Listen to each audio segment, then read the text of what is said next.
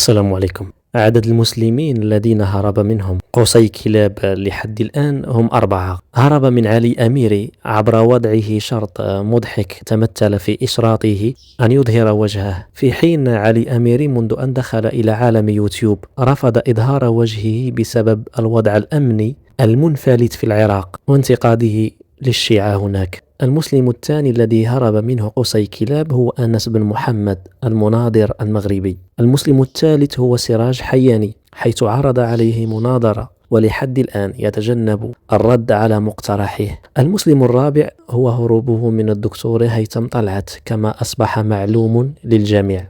وأنا أكرر نصيحتي لقصي كلاب: لا تقدم على أي مناظرة في المستقبل ولا الآن، حفاظا على صورتك كيوتيوبر ناجح، وإلا فإنك ستحفر حفرتك التي ستسقط فيها وتتحول بعد ذلك إلى مسخرة. فلحد الآن أنت في المسار الصحيح، واختيارك وضعية الهروب التكتيكي هو شيء إيجابي يخدم مستقبلك المادي والشخصي.